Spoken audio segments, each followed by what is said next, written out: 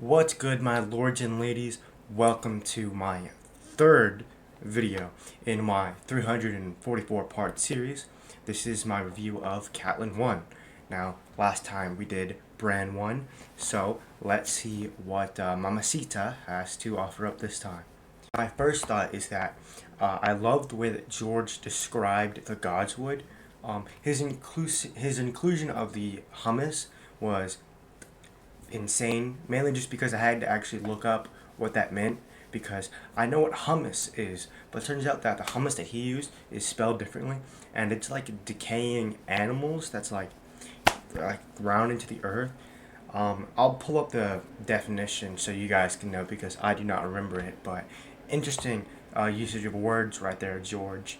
I also like the way that he describes the trees and just the way it smelled and looked. I'll pull up the text because I can't remember it off the top of my head, but it was amazing. It really pulled me into the chapter, and I was like, dang, George, you did a great job there.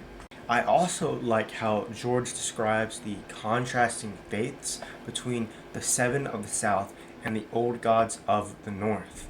Catelyn seems to favor the Seven more as it is the faith of her people and family. We know that she is a Tully of River Run, and we know that she grew up with the faith.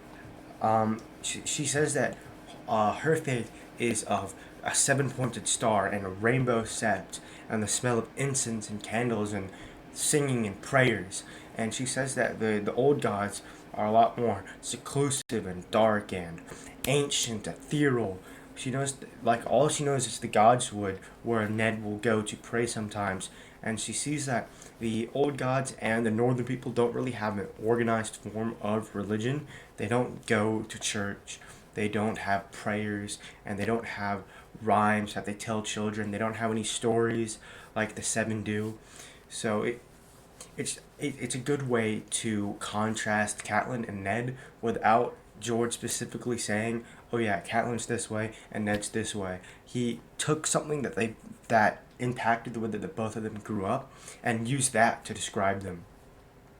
And speaking about septs and septons, it's very heartwarming that Ned built a sept for Catelyn.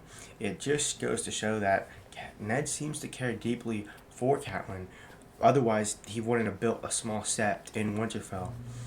Um, and something that George does quite often is he will include something that I will have no idea what he's talking about. I mean, now I do because I've read every single word that has been written in this universe. But on a first time read, he mentions the others, which you don't really know about because you didn't know that the others were the ones that attacked Waymar, or maybe you did, I don't know. He mentions the Valerian Empire, what is he talking about? The Targaryens, Robert's Rebellion, Rhaegar Targaryen, I mean, just all the Lannisters, I mean, all this.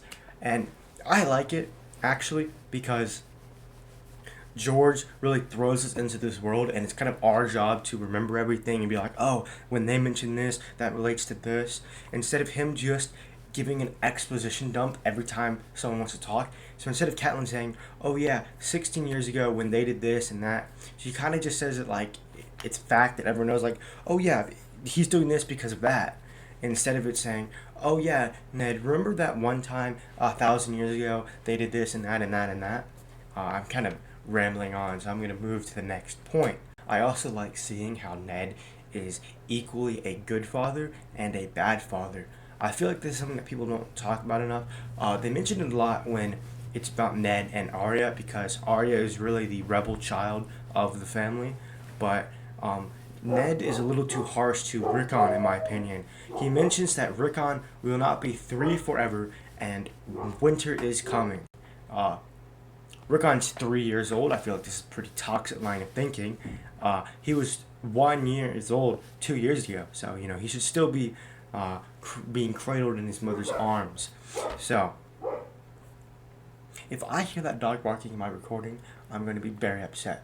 But who knows? That could just add to the atmosphere of the video. The ambiance. I'm not using that word right, but anyways, back to it. I feel like we saw that Ned has a very strict line of what he thinks parenting is.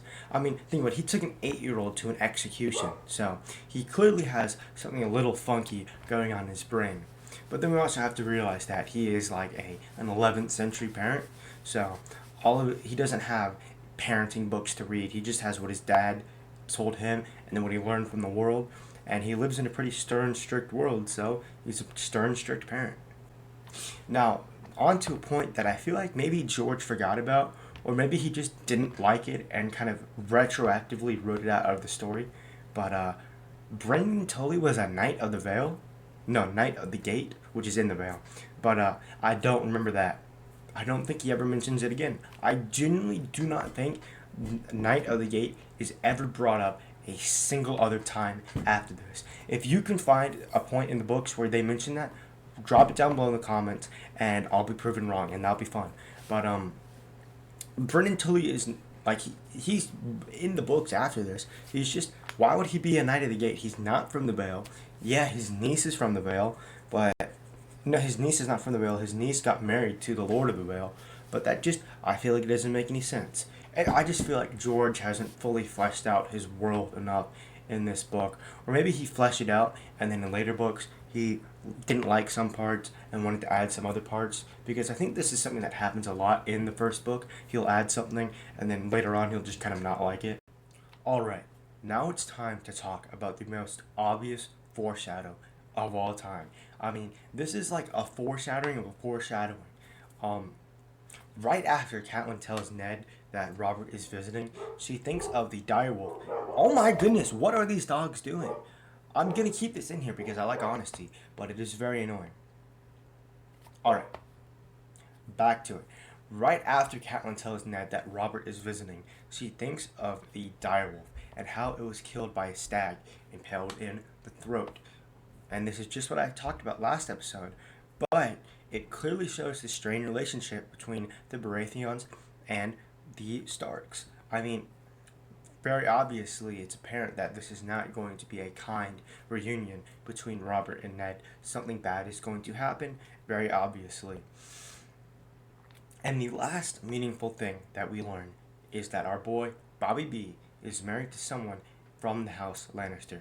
And apparently there is a rift between the Lannisters, the Starks, and the Baratheons, because during the rebellion that George just sprung up on us that we learned about right now, they were late to help. Apparently the Lord was like, nah, I'm not going to help Robert out till victory is apparent, and then he did just that. So the tension should be fun these couple next chapters. It'd be nice to see if anything interesting happens. I mean, obviously I know what's going to happen, and you guys probably know what's going to happen, but it's good to talk about it and discuss.